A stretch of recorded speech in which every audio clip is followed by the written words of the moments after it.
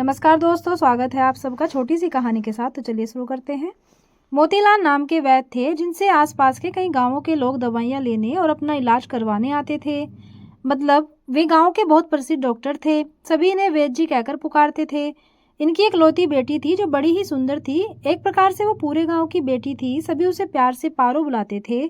उसे बचपन से ही कभी किसी चीज की कमी नहीं हुई थी। बड़े ही नाजों में पली और बड़ी हुई प्यारी थी। जब उसका विवाह पास के गांव के तिवारी जी मतलब सरपंच के बेटे के साथ हुआ तब पूरे गांव को दावत दी गई थी। सब कुछ बहुत ही बढ़िया हुआ था, लेकिन यह क्या, एक ही माह के बाद वह लड़की अपने पिताजी के पास आकर फूट फूट कर रो रही थी।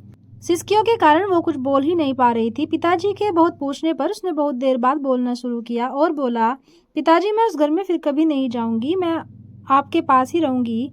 ऐसा बोलकर वो फिर जोर जोर से रोने लगी। पिताजी समझदार थे। उन्होंने अपनी बेटी के सिर पर हाथ फेरते हुए बोले, कोई बात नहीं बेटा, तू आराम कर, हम इस बारे में बाद में बात करेंगे। और बेटी की माँ को इशारा करते हुए कहा, इसे कुछ खाने को दो और संभालो। शाम को हालात को समझते हुए पिता ने पूछा, अब बताओ क्या हुआ, क्यों नहीं जाना चाहती हो अपने ससुराल। बेटी ने बताया, पिताजी मेरी वो सास नहीं दुश्मन है मेरी। सुबह से शाम तक वो केवल मेरे ही पीछे पड़ी रहती है। पूरे गांव में मेरी बदनामी कर रखी है। वो हमेशा मुझे गालियां देती है और कहती है, तुझे यह नहीं आता, तुझे वो नहीं आता, न जाने तेरे माँ बाप ने क्या सिखाया है। वो अनपढ़ बुढ़िया मुझे सिखाना चाहती है। और तो और पिताजी घर के सारे लोग उसका ही कहना मानते हैं।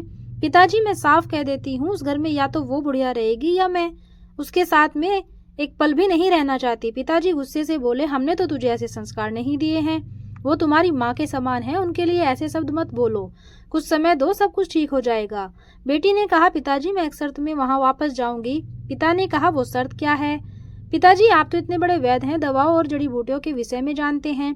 पिताजी सिर हिलाकर हामी भर रहे थे और बोले, तो आप मुझे कुछ ऐसा जहर दो जिसे खाकर मेरी सास मर जाए, क्योंकि मैं उसे किसी भी रीति से बर्दाश्त नहीं कर सकती। पिताजी मुस्कुराते हुए बोले, बेटा ऐसे में तो तेरे ऊपर समस्या आ जाएगी, उसके मरते ही पुलिस तुझे जेल में डाल देगी। बेटी ने भी थोड़ा सोचते हुए बोली, हाँ ये तो मैंने सोचा ही नहीं। पिताजी ने कहा, ठीक है, मैं तुझे एक ऐसी दवा दूंगा कि उसे रोज एक पुड़िया खाने में मिलाकर दे देना। लगभग 2 महीने में कोई भी इसे थोड़ा थोड़ा खाकर मर सकता है। ऐसा करने से कोई तुझ पर संदेह भी नहीं करेगा और तेरा काम भी हो जाएगा। बेटी के तो जैसे आंखों में चमक आ गई और कहने लगी, पापा आप कितने अच्छे हैं और मुझे क्या करना होगा। पिताजी ने कहा, और देख किसी को शक संदेह न हो, इसलिए तू उनसे लड़ना नहीं, बड़े प्यार से रहना। वो जो भी कहें उसे मान लेना, क्योंकि वो 2 ही महीने की मेहमान होंगी। बेटी ने सारी बातें खुशी खुशी मान ली और अपने पिताजी से 2 महीने के हिसाब से 60 धीमी जहर की पुड़िया लेकर अपने ससुराल लौट आई। अब प्लानिंग के हिसाब से रोज सासू माँ के खाने में एक पुड़िया मिलाकर देना शुरू कर दिया और बड़े प्यार से घर में रहने लगी। अब सासू यदि गाली देती तो भी बहू पर कोई असर नहीं होता, वो बहुत प्यार से जवाब देती।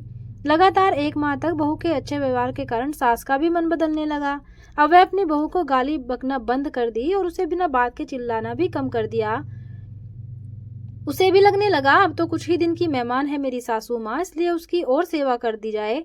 इसलिए वह रात को सासू के पैर भी दबाने लगी और सिर पर तेल भी मल देती थी। अब तो सासू माँ सारे गांव में कहती नहीं थकती कि बहू हो तो मेरी बहू जैसी। और अब वह अपनी बहू को अपनी बेटी से भी बढ़कर प्यार करने लगी। उसे घर का सारा अधिकार और जेवर और सब कुछ सौंपने लगी। यह सब देखकर बहू की आंखों में आंसू आ गए और वह अपनी सास को अपनी माँ के जैसे प्यार करने लगी।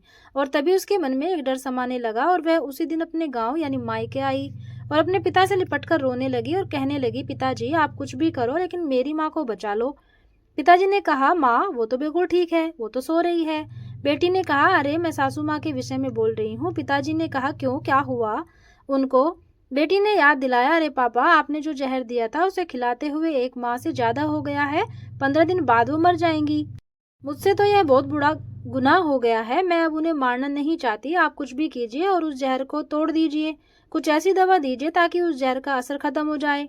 वो रोए जा रही थी और पिताजी जोर जोर से हंसे जा रहे थे। बेटी को समझ में नहीं आ रहा था पिताजी हंस क्यों रहे हैं। तब पिताजी ने कहा, बेटा चिंता मत कर, उन्हें कुछ नहीं होगा। मैं जानता था तेरा दिल बहुत अच्छा है, तो किसी को मार नहीं सकती। मैंने जो पुड़िया तुझे दी थी वो तो काला नमक और जीरे का पाउडर था, जो स्वास्थ्य के लिए लाभदायक है। देख बेटा, यह दुनिया ऐसी है, हम जैसा इस दुनिया को देते हैं वैसा ही प्राप्त करते हैं।